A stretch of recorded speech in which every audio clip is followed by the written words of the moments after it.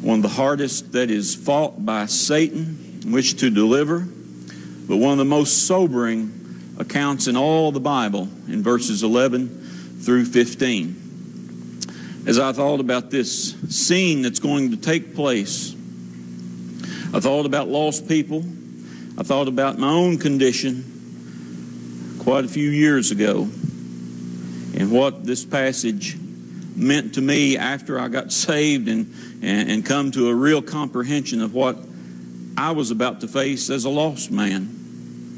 I thought this week about how, as Americans, how we are enamored by the drama and the exposing of people's actions, good and bad, in courtroom scenes. You turn on your TVs this week, and most of the time in the morning and afternoons, you will find a bunch of TV sitcoms, but you'll also find at least 5 or 6 actual court scenes taking place, going all the way back to the TV shows with Perry Mason, L.A. Law, to Law and Order, to Boston Legal, to The Firm, and then to modern day People's Court, Judge Judy, Judge Joe Brown, Judge Mathis, Judge Alex, Divorce Court, and who knows how many more are out there.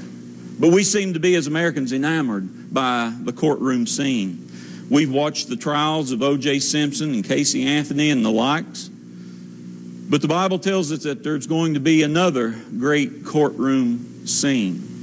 But there's going to be no defense for the defendants, because it's going to be a formal judgment of the sins of man, those that have rejected God in this life, and it is more than anything else a sentencing day for the lost.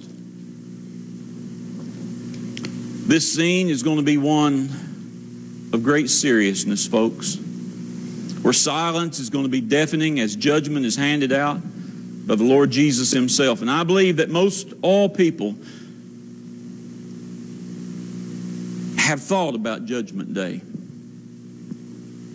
I believe that there was a point in time, and I'll guarantee you there was, maybe over and over and recurring as we lay our heads down at night as lost people before we come to Christ, thinking about Judgment Day, what it's going to be like, what it's going to look like, how awful and how revealing it is going to be. And it's going to be held at the highest court from the highest throne in the universe.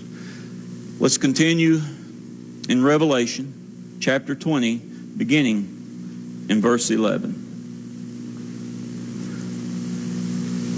John, as he wrote, he says, "And I saw a great white throne, and him that sat on it, from whose face the earth and the heaven fled away.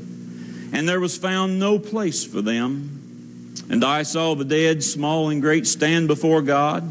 And the books were opened, and another book was opened, which is the book of life. And the dead were judged out of those things which were written in the books according